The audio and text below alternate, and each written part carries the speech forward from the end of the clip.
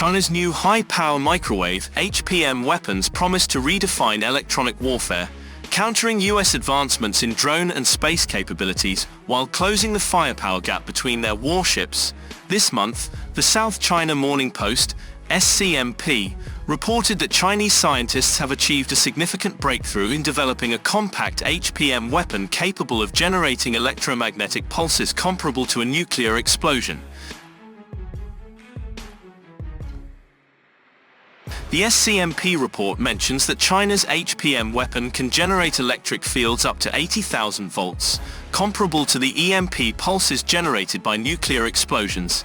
This weapon, still in laboratory testing, can disrupt or destroy electronic components within enemy systems.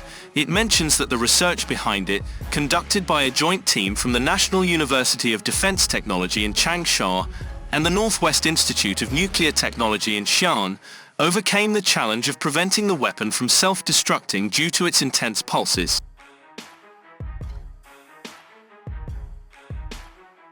According to the report, the weapon uses phased array transmission technology to precisely focus energy, increasing its range and damage effects and enabling simultaneous attacks on multiple targets. During tests, the weapon withstood over 5,000 full-power pulse emissions without breakdown, maintaining a high operating efficiency of 96.6%. SCMP mentions that the development of this weapon is part of China's efforts to counter potential threats from the US military, which plans to deploy HPM weapons in the Indo-Pacific region.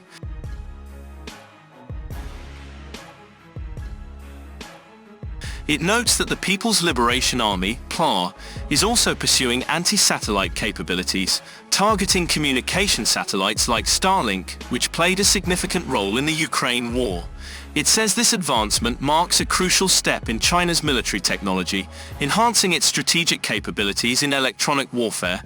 China is actively developing ground and space-based counter-space capabilities, with HPM weapons as part of that arsenal. In an August 2024 article for the Journal of Strategic Studies, Jonas Berger and Henrik Heim mention that China is advancing ground and space-based microwave weapons as part of its soft-kill counter-space strategy, targeting satellites with plausible deniability and minimal escalation risk.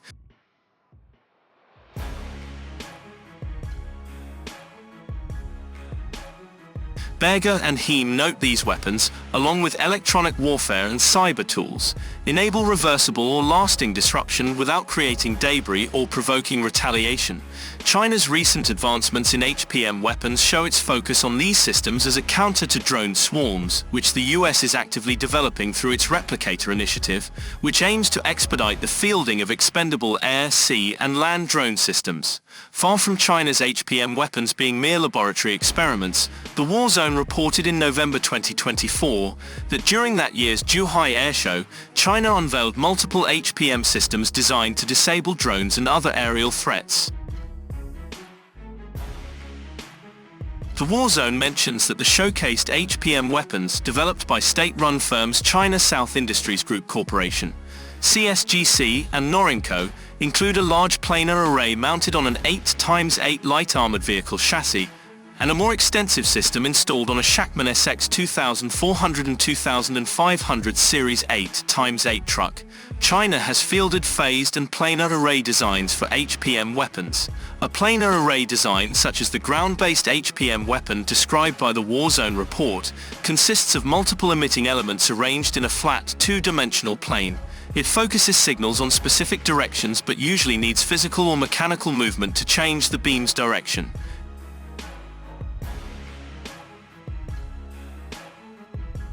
In contrast, the HPM weapon the SCMP reports about is a phased array design. While a phased array has multiple emitting elements like a planar array, the difference is that the beams can be electronically steered without physically moving the antenna. This advantage enables quick and precise focusing of HPM energy at targets. Both systems are equipped with radar for detecting and tracking targets, allowing them to engage multiple threats simultaneously with their wide beams.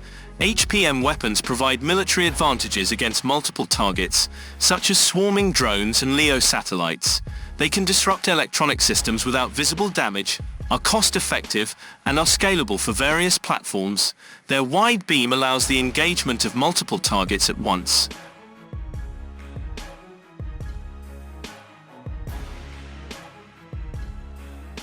However, they face challenges including low efficiency, high energy consumption, and limited atmospheric range. Their large size also restricts deployment options. Nevertheless, China may be working to solve the size and power limitations of its HPM weapons. For instance, in February 2024, Asia Times reported that Chinese scientists had unveiled a groundbreaking HPM weapon powered by Stirling engines, marking a significant advancement in directed energy warfare technology.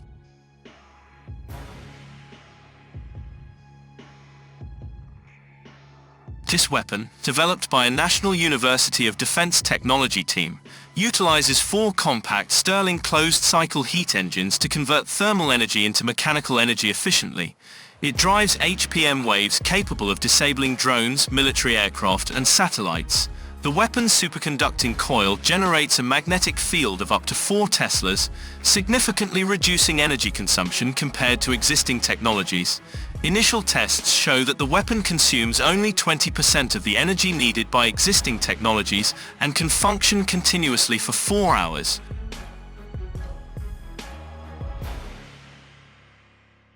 China's progress on HPM weapons could also enable them to be mounted on ship-based point defense against anti-ship ballistic and cruise missiles, offering a feasible alternative to interceptor missiles, naval guns, railguns, and lasers. In a May 2021 Proceedings article, James Winfield mentions that HPMs can engage multiple targets simultaneously, operate at the speed of light, and produce near instantaneous effects on electronic systems inside missiles. He also says they are less affected by adverse weather conditions than lasers.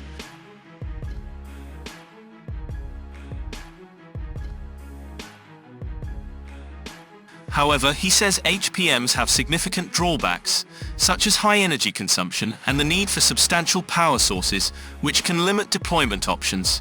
He also points out the potential for collateral damage to friendly systems and the psychological barrier of an invisible weapon with no firing signature or report, which poses challenges. While the US faces difficulties in mounting directed energy weapons such as lasers and HPMs on its ships due to cost, space and power constraints on its aging Ticonderoga-class cruisers, maxed-out Arleigh Burke-class destroyers, and its next-generation DDG-X destroyer, which has been delayed until 2032, China is steadily building its fleet of large Type 055 cruisers which could accommodate the space and power requirements of HPM weapons.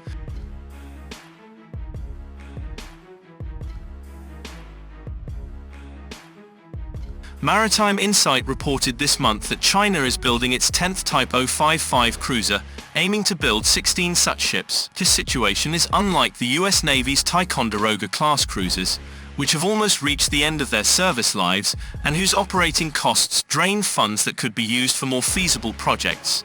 China deploying HPM weapons aboard its Type 055 cruisers could free up even more space for anti-ship missiles, reducing the need for interceptor missiles and gun ammunition for point defense, and bringing it closer to firepower parity with the US Navy.